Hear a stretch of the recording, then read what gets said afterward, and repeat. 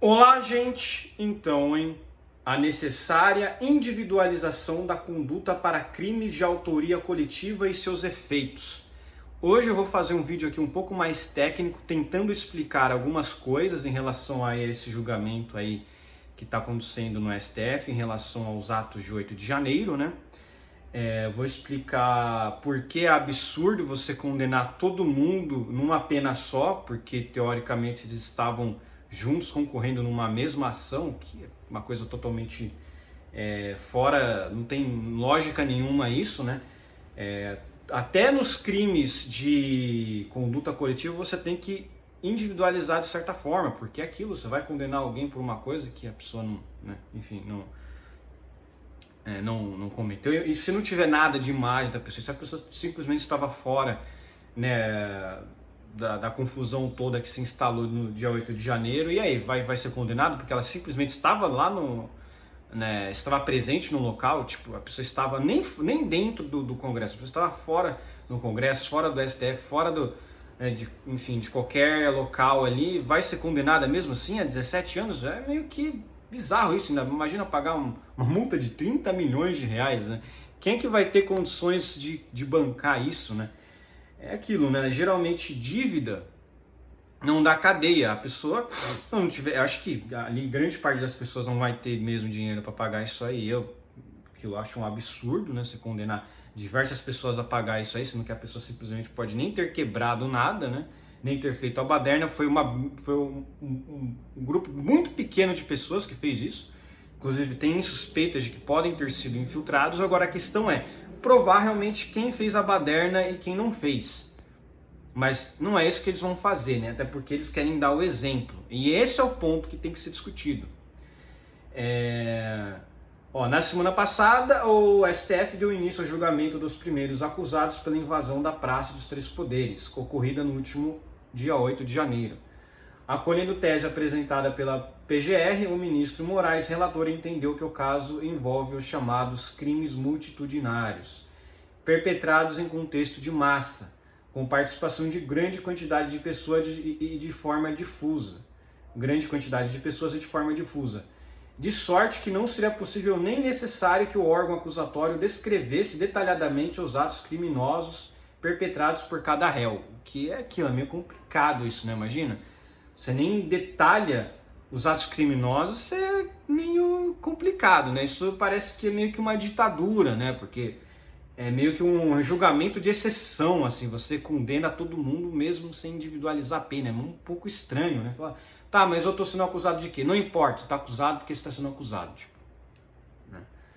A PGR sustentou ser desnecessária a individualização da conduta de cada um dos seus executores dos crimes apurados, na medida em que, nas palavras do subprocurador-geral da República, Carlos Frederico Santos, durante o julgamento no plenário do STF, responde pelo resultado da multidão. Aturba aquele grupo de pessoas que mantiveram um vínculo psicológico na busca de estabelecer um governo deslegitimado e inconstitucional. Agora, todo mundo mesmo? Então vai aquilo, né? Se tinha uma criança no meio, essa criança também vai ser condenada, mesmo se ela não tivesse feito nada, mesmo se ela não tivesse quebrado nada. Meio bizarro isso, né? Não se ignora a dificuldade de identificar e descrever a atuação de cada um dos seus intervenientes no fato delitivo, quando se trata de crimes de autoria coletiva. Por essa razão, uma parcela da jurisprudência vem assentando que nos crimes de autoria coletiva, em especial aqueles cometidos no âmbito da atividade empresarial, não se exige do órgão acusatório uma descrição minuciosa da participação de cada interveniente, aceitando-se as chamadas denúncias gerais. Essa mesma jurisprudência, no entanto, repisa a necessidade de um mínimo de individualização, capaz de estabelecer um vínculo causal e subjetivo entre o acusado e o crime que lhe é imputado, não admitindo assim as chamadas denúncias genéricas, ou seja, é imprescindível que a acusação descreva, ainda que de forma sintética, os atos potencialmente criminosos realizados por cada um dos réus. Destaca-se que a individualização das condutas configura verdadeiro critério limitador do poder punitivo estatal, representando, portanto, relevante fonte de garantias do cidadão. O que isso quer dizer, né? Isso aqui é importante falar também. De fato, o Estado ele é muito grande, ele é uma instituição enorme, gigantesca. Eu também acho que é justamente por isso que é um absurdo você dizer que teve um golpe de Estado ali. Porque o Estado é uma estrutura gigantesca. Como é que um punhado de pessoas que invadiram lá o Congresso iam dar um golpe? Então esse Estado é muito frouxo, né? Pelo amor de Deus, né? Nem na época romana esses caras iam conseguir dar um golpe nessa situação, né? Não tinha arma, não tinha nada. Até na época romana não ia ter como um sujeito dar um golpe de Estado, porque o Estado já era bem mais forte do que aquele punhado de pessoas, né? Tamanha foi tipo... Vou até dizer, teve depredação? Teve, mas foram poucas pessoas que fizeram aquilo. Não foi algo assim, que todo mundo, foi uma depredação coletiva. E mesmo assim, já tiveram depredações no Congresso Nacional que não resultaram em punições, como o MST, quando quebrou tudo, quando botou fogo em alguns prédios ali dos ministérios, né, na Praça dos Ministérios. Aí não aconteceu nada, né? Dá até pra gente lembrar desses casos aí, porque quando é o MST fazendo uma baderna, não dá nada, né? É engraçado isso, né? E o pessoal fala, mas eles não pediram um golpe. Cara, o MST pede ditadura do proletariado. Ditadura do proletariado é ditadura, é antidemocrático. Ditadura do proletariado não é algo de pedir, eles estavam pedindo direitos. Não existe direito de ditadura. É a mesma coisa que o cara pediu um golpe militar. Um golpe comunista também é um golpe. Um golpe comunista também é um golpe. O que fizeram lá em Cuba é um golpe de Estado. A ditadura, lá que teve em Cuba também é ditadura. Mas parece que o Estado, né, enfim, parece que o STF aí mais à esquerda não tá nem aí pra esse tipo de coisa, né? Mas é aquilo, o MST tinha possibilidade do MST dar golpe? Não, é só mandar a polícia militar lá e bater nos caras e tirar os caras de lá, né? Agora, por que Gonçalves Dias está sendo tão protegido pelo Moraes, né? Esse é o ponto também. O Moraes falou lá que não, que quem estava dentro do golpe foi tudo preso, não sei o quê. E o Gonçalves Dias, o Moraes? E o Gonçalves Dias? O que aconteceu? Por que o Gonçalves Dias até hoje não foi preso? Ele estava lá dando aguinha para os manifestantes. De fato, não se pode imputar criminalmente a um indivíduo um resultado que não seja derivado de uma ação ou omissão sua, mas sim de um terceiro, sob pena de inegável afronta ao princípio da culpabilidade. Além de ser pressuposto de uma denúncia apta nos termos do Código de Processo Penal, que exige da acusação a descrição do fato criminoso com todas as suas circunstâncias, a individualização da conduta é requisito inerente ao exercício das garantias constitucionais ao contraditório e ampla defesa. Afinal, é o que permitirá ao acusado permitirá ao acusado em um processo criminal conhecer claramente os fatos que lhe foram imputados e a partir de tal conhecimento defender-se da acusação veiculada. Mas isso no Brasil não existe mais. Pelo menos perante o STF não existe mais contraditório e ampla defesa. Você não sabe o que você está sendo acusado e mesmo assim você é condenado. Você não pode se defender. O cara lá, o Moraes é o acusador, é a vítima e é o julgador ao mesmo tempo. Não faz o menor sentido isso. Posso até citar o exemplo aí do caso do Alan dos Santos. O caso do Alan dos Santos não tem nada. Não tem nada em face a ele. Eles não conseguiram provar nada. O Monarca é a mesma coisa. E mesmo assim, censuram ele. Impedem que essas duas pessoas tenham redes sociais. O que é um absurdo, né? Para vocês verem o quão ditatorial ficou o Brasil. O próprio Ministério da Justiça está usando dos seus poderes de Estado para calar o opositor, e não somente isso, né? Eles estão agora querendo investigar pessoas relacionadas à Lava Jato, procuradores, qualquer pessoa que trabalhou na Lava Jato, eles estão querendo agora investigar. Imagina só, eles estão querendo investigar investigadores porque esses caras pegaram os corruptos na época do PT, né? Destruíram lá diversos esquemas de corrupção, né? Então esse povo, eles não estão aí pela democracia, para salvar a democracia. Isso aí é a mesma coisa que Cuba diz. Cuba prendeu um monte de manifestante em 2019, mais ou menos, citando o quê? Ataques à democracia. Agora, você imagina o governo petista querendo falar que é uma democracia. Não é. Tira todos aqueles ministros do STF e bota a gente mais isenta para ver se eles não vão começar a atacar muito mais o STF. Porque aí eles perderiam o poder. E aí o Congresso não teria tanto medo mais de afrontar o Lula e o Lula não ia ter governo. Esse que é o problema do Brasil. O problema do Brasil é a Suprema Corte. Porque a Suprema Corte, além de blindar o Lula, eles ficam ameaçando a oposição lá de processos, aí os caras se acovardam e acabam se juntando ao Lula. Né? Muita gente ali do Centrão que não quer ficar no meio disso acaba se prejudicando. E sim, os atos de 8 de janeiro prejudicaram muito a oposição, porque criou meio que uma questão assim, ó, se você ficar contra o Lula, você é igual aos caras do 8 de janeiro.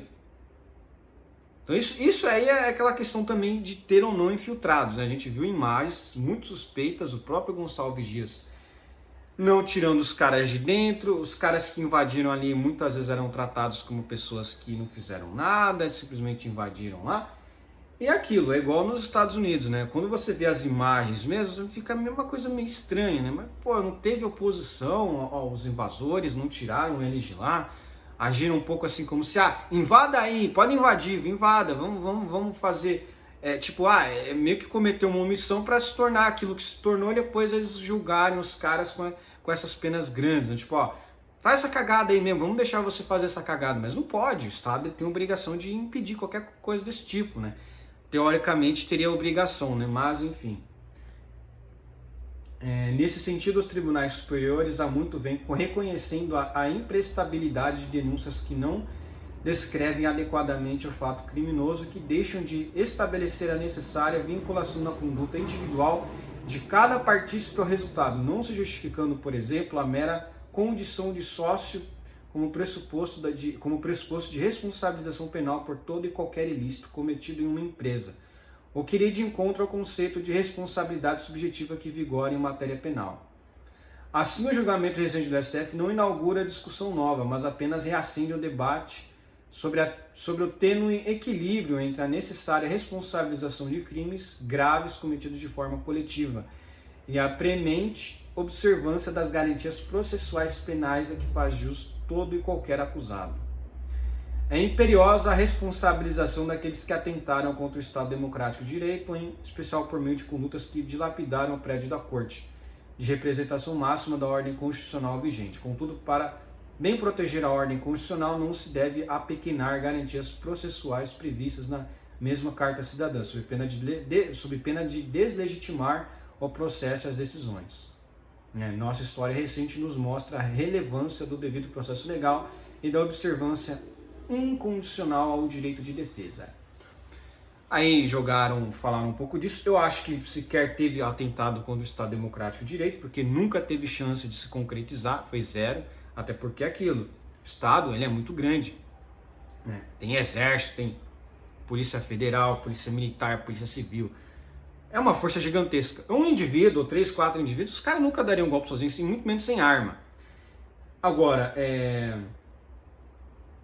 a grande questão aqui é que esse julgamento aí do STF, ele tem o claro objetivo do quê? De criminalizar qualquer manifestação contrária ao Lula. Porque, vamos supor, tem uma manifestação pedindo impeachment dele, e dentro dessa manifestação tem um cara lá pedindo intervenção militar. Vamos supor, o cara lá tá pedindo intervenção militar. Ou o sujeito lá começou a fazer baderna, começou a quebrar tudo, teve 1, 2, 3 que fizeram isso. Todo mundo vai ser responsabilizado por esse mesmo delito? Todo mundo agora vai ser julgado por golpe de Estado. Então esse é o grande perigo disso aí, né? Esse é o grande perigo disso aqui. Agora, em relação a esses crimes aí que eles estão comentando, isso é muito fácil, né? Porque o STF, ele não tem, você não consegue revisar a decisão do STF. A decisão do STF, ela é, digamos assim, final. Então o cara não tem direito ao duplo grau de jurisdição. Ele vai lá, ele é condenado, vou recorrer para quem? Não tem para onde recorrer. Então ainda tem esse fato que não é mencionado aqui.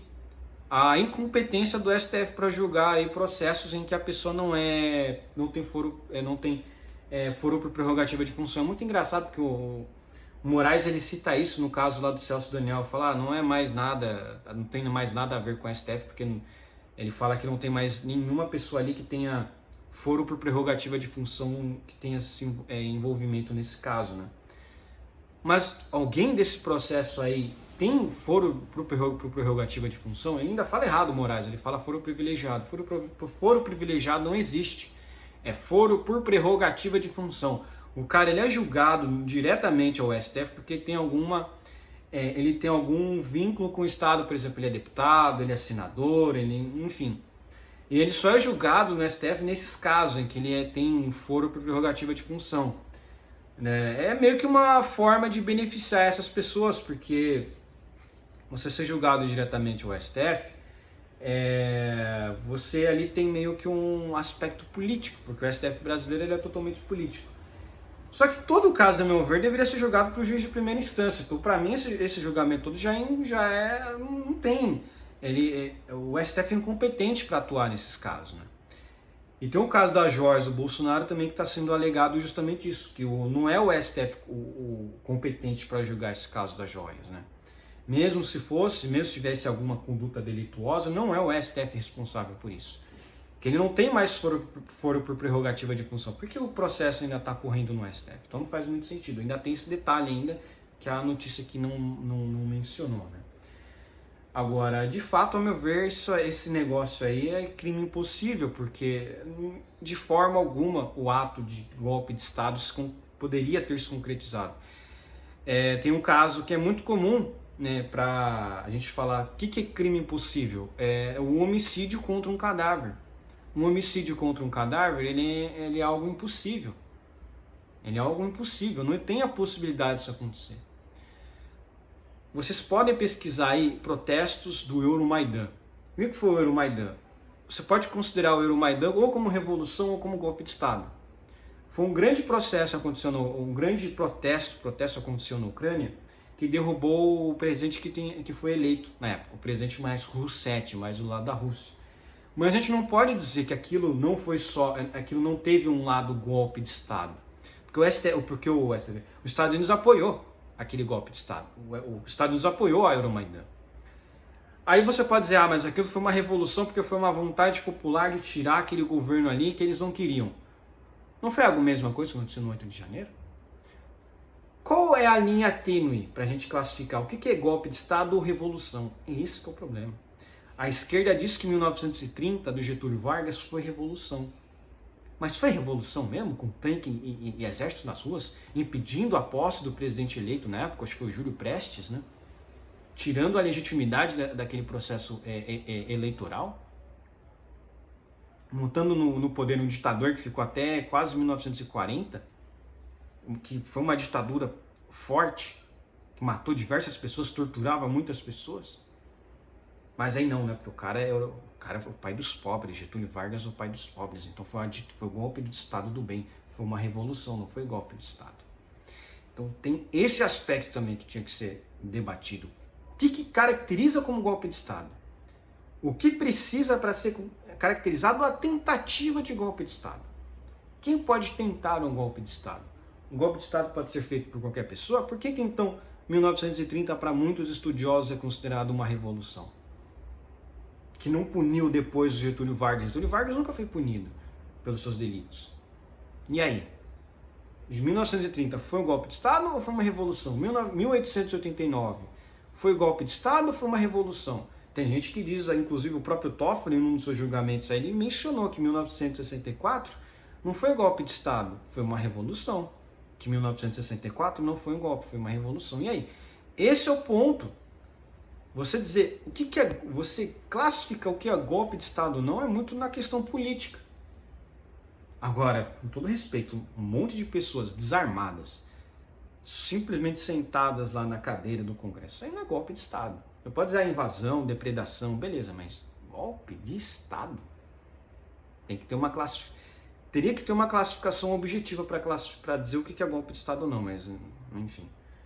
Aí qualquer coisa vira golpe de Estado, né? Você literalmente criticar o STF vira golpe de Estado. Então, agora MST queimando o prédio lá, aí não é golpe de Estado. Enfim, por hoje é só, espero que gostem do meu vídeo. Inscrevam-se no meu canal, comentem aqui embaixo, compartilhem meu vídeo e inscrevam-se no meu canal no Rumble, muito importante. Um abraço.